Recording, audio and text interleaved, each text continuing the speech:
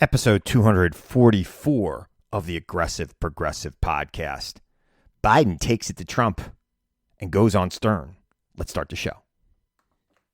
We are now the defenders of the stronghold of democracy and of equal opportunity. You and I, as citizens, have the obligation to shape the debates of our time, not only with the votes we cast, but with the voices we lift. The people are looking for honest answers, not easy answers. The very word secrecy is repugnant. Clear leadership. And we are, as a people, not false claims and evasiveness and politics as usual. Opposed to secret society. But ours was a nation of the ballot, not the bullet. And a secret proceedings. As a people, we cannot afford to let any group of citizens or any individual citizens live or labor under conditions which are injurious to the common welfare. Black, white, Latino, Asian, Native American, young, old, gay, straight, men, women, folks with disabilities, all pledging allegiance under the same proud flag to this big, bold country that we love. That's what I see. That's the America I know. Not because they are easy, but because they are hard. There is nothing wrong with America that cannot be cured by what is right with America.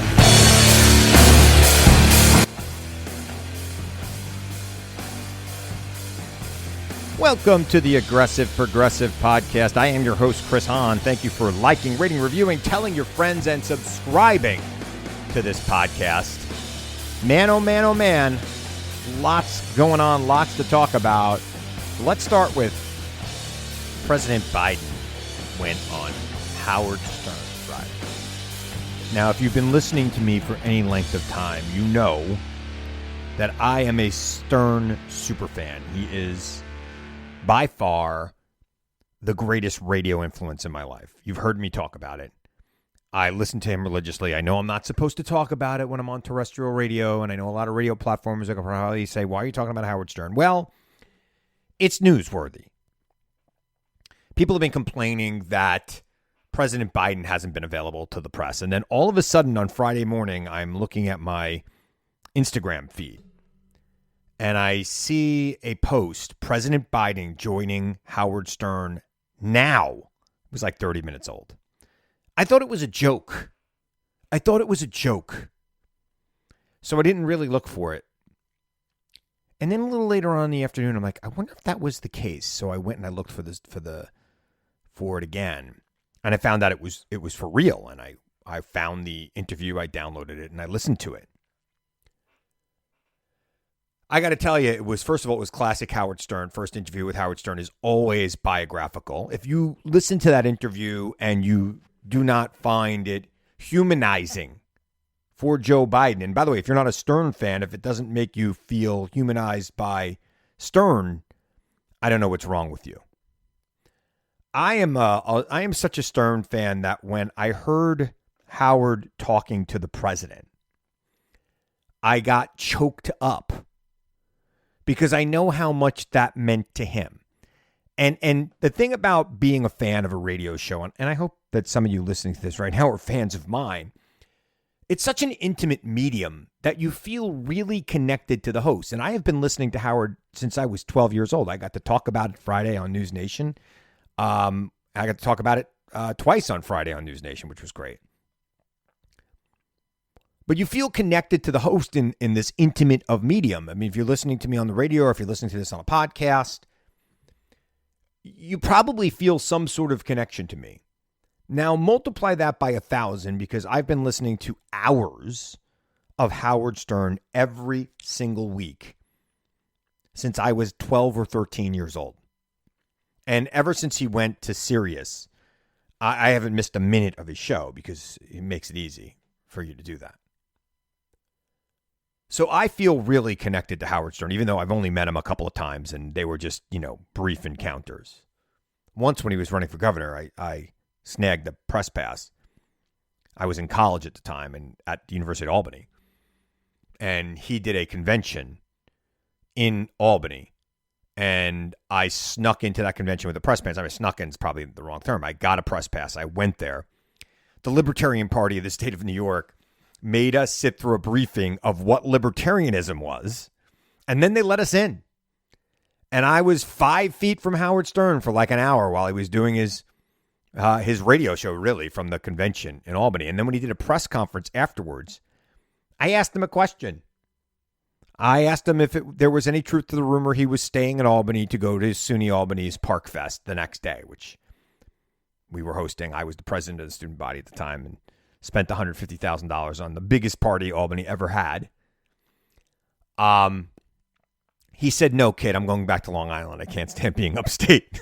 Or something to that effect. They replayed it for years on his radio show, but, it's so long ago now. It's like 30 years ago now.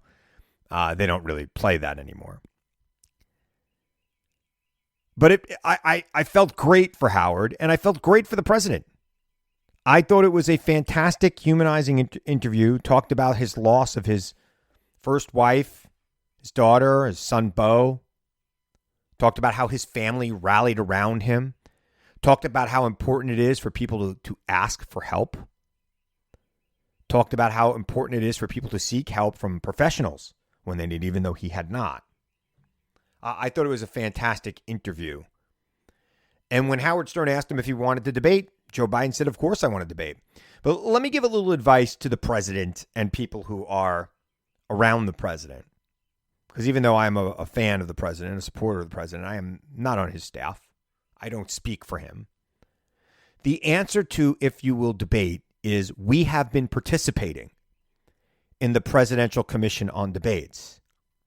Donald Trump has not. Donald Trump goes to the microphone and says anytime, any place, but has yet to have the RNC, headed by his daughter-in-law, Lara Trump, rejoin the Presidential Commissions on Debates. If he truly, honestly, deeply wants to debate, he should join that commission. Because you can't just have a shouting match. We're not picking a fight in the playground. We're picking the President of the United States, the leader of the free world. And there should be a civilized debate with rules. And I've said it before, one mic, one camera. Listen to this. I'll be right back. Welcome back. I am your host, Chris Hahn. I'm at Christopher Hahn on X, Christopher Hahn NY on Instagram, and ChristopherHahn.com. Those are my socials if you want to look me up at ChristopherHahn.com. There's an email address where you can email me if you're tweeting at me or Instagramming at me or, coming at me some other social media way. There's a chance I won't see it because I have a huge amount of responses there. But if you email me, probably will see it at some point. Maybe not right away, but I eventually will. We review all of those emails. So go to ChristopherHahn.com and click the contact me link if you want me to hear your thoughts on things. You just do it there. Last word on debates for me. I think there should be debates. Civilized debates. I don't want crowds at these debates. I don't want people to be bringing their cheering sections with them anymore. It's stupid. Remember, we're watching this. There could be 2,000 people in the auditorium disrupting the debate because they're loud and obnoxious on both sides. There are millions of Americans and people around the world that want to hear what these candidates have to say. I think that the demands a small room with a boring moderator and one camera and one microphone, because I don't want anybody, talking over anybody else. Go back to your seat till it's your turn to talk. And I don't want no 30 seconds for your response, Mr. President. BS. Let it go on as long as it needs to. 4 hours if it has to.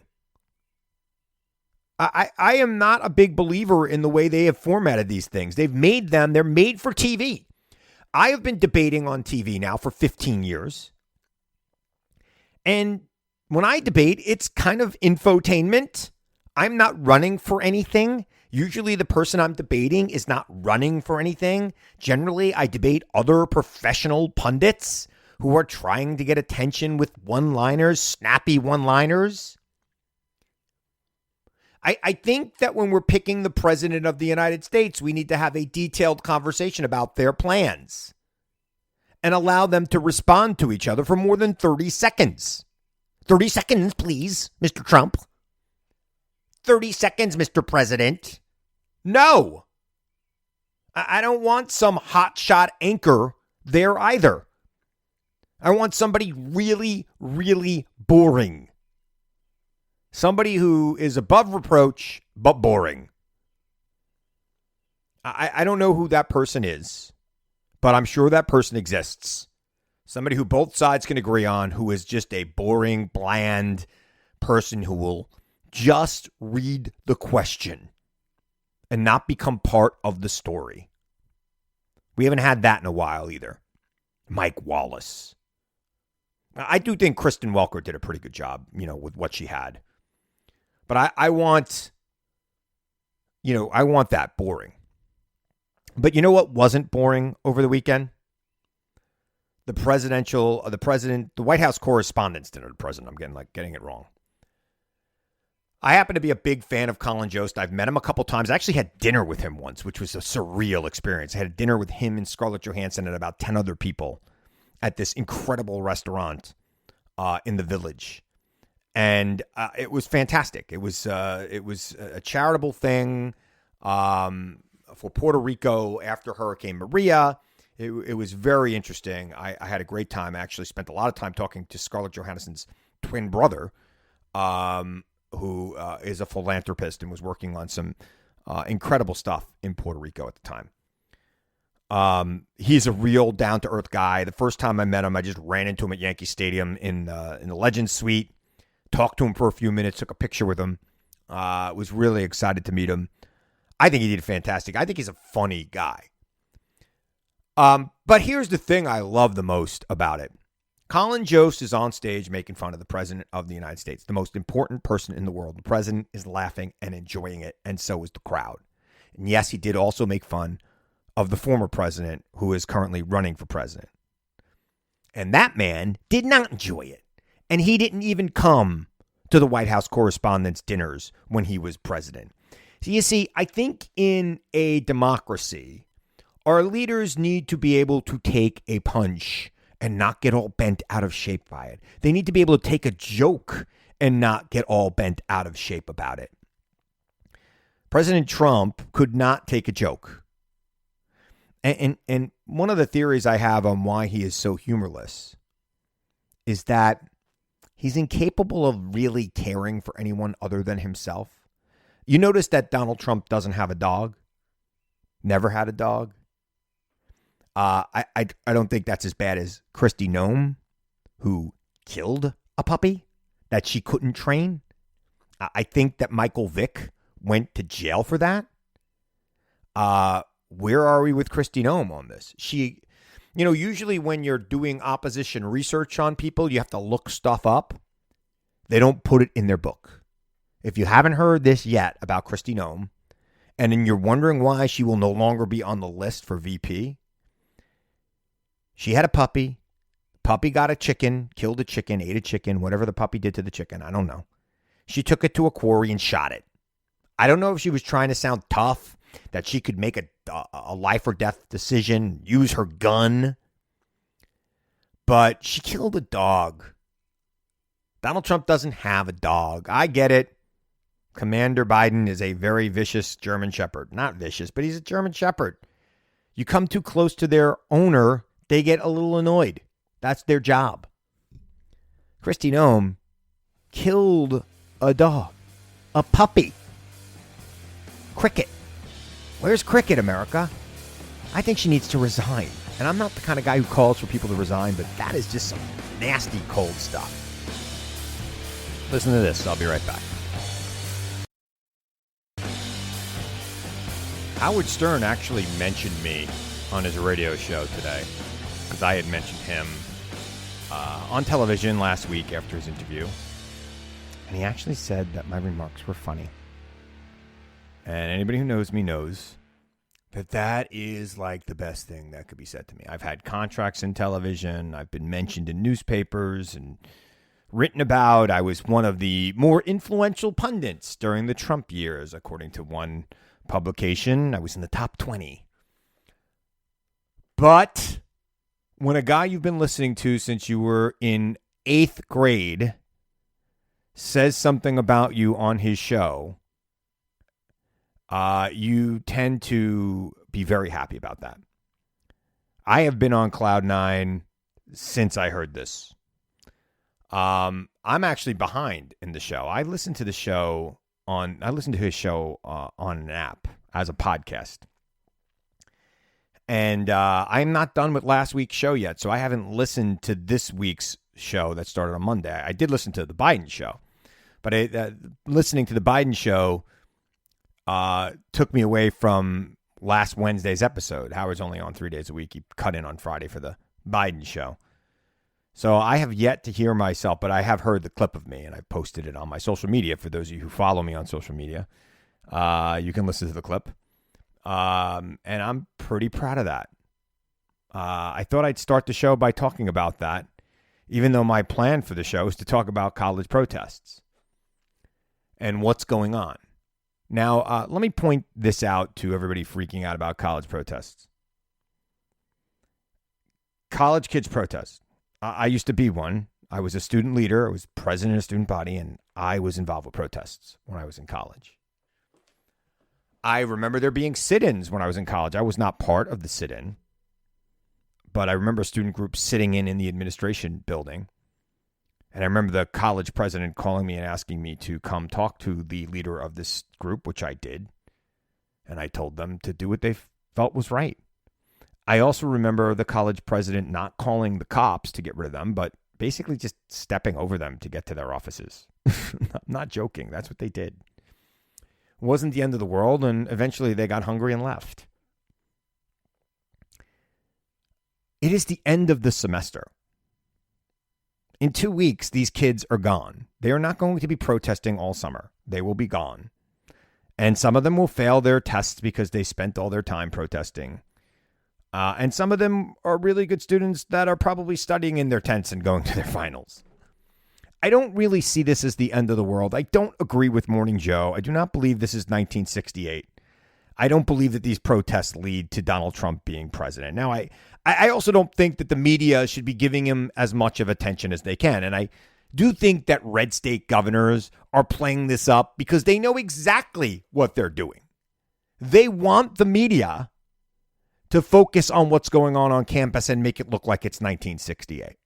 That's what they want. They want their police forces to use pepper spray and students to resist, which doesn't seem to be happening, at least yet. It could, might, and I'm sure in some isolated instances there will be some violence and students will be hurt and hospitalized. Hopefully nobody will get seriously hurt. I don't understand, why these protests have become somewhat anti-Semitic, not somewhat, in some cases overtly anti-Semitic.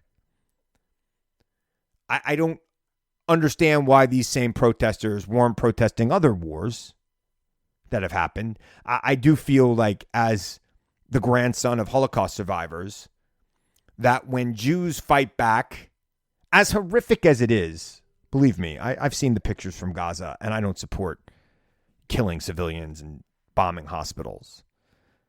But I do recall that this is happening all over the world right now. Where were the protests when Russia invaded Ukraine? Where are the protests about North Korea? Where are the protests about China? Would they be using their Chinese-made phones to organize a protest, calling on their administrators to, boycott China or products from China, or divesting from companies that do business with China because of the massive human rights violations that go on in China every single day and have been for their entire lives? Where are those protests right now? I guess when it's Jews, it's different. And that bothers me. But I understand the need to be concerned about civilian deaths in Gaza too, because I'm perfectly capable of having two competing thoughts in my mind at the same time. Yes, Hamas must go. There can be no more Hamas. Hamas is a terrorist organization. And the Jews do have a right to defend themselves. And civilians have the right to a hospital and water and clean food and shelter. And they should not be having to flee their homes the way they are. Listen to this. I'll be right back. Buttoning up on these protests. I know the media wants to blow it out of proportion. And listening to Morning Joe this morning, and I am a fan. I watch Morning Joe every day. I can't say I agree. I don't think, first of all, I don't believe this will still be going on in September. I know everybody's like looking for the conventions to be on fire this summer. And by the way, why would you protest the Democratic National Convention and not the GOP convention? Right? Democrats are in Chicago. And I guess, yes, the parallels to 1968 and Chicago and the big protests outside the convention. Republicans are not going to be too far from Chicago. They're going to be in Wisconsin. So if the protesters can get to Chicago, they can get to Wisconsin too. And last I checked, Trump would basically let Netanyahu do whatever he wanted. Trump would not be trying to have a peaceful solution, right? So I assume these protesters, if they're real protesters and not just like groups that want to just have chaos and anarchy, I expect that they'll be at both conventions this summer, but I don't expect them to be large. I was in Washington, D.C., and I know we talked about the Correspondents' Dinner. I didn't see a huge turnout at the Correspondents' Dinner for these protesters. Yeah, they were there. And as I went around Washington, D.C., I didn't see, tumult everywhere I went. I went for a run in front of the White House. There was nobody protesting. Nobody. There was nobody protesting on the mall. I didn't see protesters. Yeah, some of them showed up outside the Correspondents' Dinner because they knew there'd be cameras there, but there weren't thousands of them. Maybe 100. Big signs, loud. Okay. I'm dubious on this protest movement. I think they're going where the cameras are, and I think that there's been, and that's not to say that there aren't students involved with these protests. I know they are.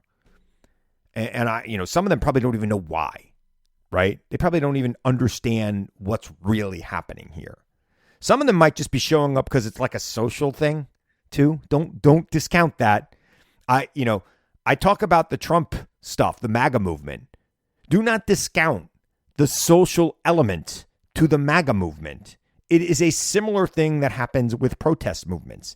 It becomes your club. It becomes your identity. And once that's your club and your identity, you can't really just walk away from it because you're walking away from your friends. And maybe a lot of these students who are out there sleeping in tents are having a grand old time doing it. Meeting some people, hooking up in ways that students don't really do right now. Maybe, at the end of the day, socially speaking, it's good for them. Now, they need to stop with the anti-Semitism. And believe me, some of the best protesters that I knew in college were Jews. We were good at it. So, get off the anti-Semitic speech and, find something real to protest. Your college having a hedge fund that might have some weapons manufacturers in it that, are used to defend the world for democracy. Not the end of the world. Funding Israel, which we've done forever and will continue to do because they are our best ally in the Middle East. Not something that your administration is going to have much of an impact on. When I was in college, I protested against tuition increases. I did. I protested against some of the conditions on campus. I didn't sleep out. I'm not the kind of guy that likes to camp. I've camped. I was a Boy Scout. I camped. I didn't like it. Some people love it. I'm not saying it's a bad thing. I kind of need my bed. I kind of like to watch a little TV before I go to bed. Now I need Wi-Fi. It's just me. And I have nothing against you. It's kind of good to see these students camping out. And if they really want them to leave, though, if they really want them to disperse, they should do something to the cell service in the quad. right? Because if the cell service and the Wi-Fi goes out in the quad, I think half of them are going to go home. That's just me. Because I don't, a lot of them, this is how they're posting on social media. This has become their identity. And if they can no longer post on social media because there's no service, well, then they're going to leave. So maybe instead of sending in troops to disperse the quad, maybe the first thing we need is, the guy from Verizon who says, can you hear me now? We need an engineer to kind of just, disrupt the Wi-Fi and cellular service where the students are. And I'm pretty sure that most of them are going to leave. Some of them will stay, but then it'll be easy, right? And once there's a small crowd, people are like, what are we doing here? And that'll be it. I'm just saying. And I don't think I'm wrong either. I know this sounds like a joke. And in a way, it is a joke, of course. Howard Stern did call me funny. But it's not really a joke. I live with I have a millennial daughter and I have a Gen Z daughter. And if they lose their Wi-Fi for 5 seconds, it's the end of the freaking world here. So I would imagine that these kids who are not much younger than my older daughter and not much older than my younger daughter will feel the exact same way. So why don't we give it a try? Let's get an engineer in there to kind of mess with the tower. I got a hunch it'll be successful. I got a hunch that would work. I don't think everybody's going to leave. The professionals that are there, and believe me, there are professionals there, right? It's not just the kids doing this. It's happening to they're pros. But they'll stick around, but there'll be like 5 of them. Okay? Let's just see what happens. Let's start by shutting off the Wi-Fi. Maybe blocking access to the bathrooms on the quad. I mean, that's all going to happen soon anyway because school's out for summer, right? It's the last day of classes on most campuses today. May starts finals. What are you going to do? You're going to skip your final for this? Your mom sent you to your parents are, I am saving so much money to send my younger daughter to college. So much money that if she decides not to go to college or somehow gets a scholarship or goes to SUNY, which I hope she does because I'm a SUNY grad, I could buy a Lamborghini. Now, my wife won't let me buy a Lamborghini. That will not happen. I will probably wind up, redoing the kitchen or something. But if I wanted to, I could go buy a Lamborghini. I've been working so hard and saving. I've been so concerned about it because I have been saddled with student debt my whole life. I still have it, by the way. I haven't paid it off. I guess if I don't spend all that I save for my daughter, I'll pay off my student loan. That'd probably be good. It's very low interest. Don't get me started.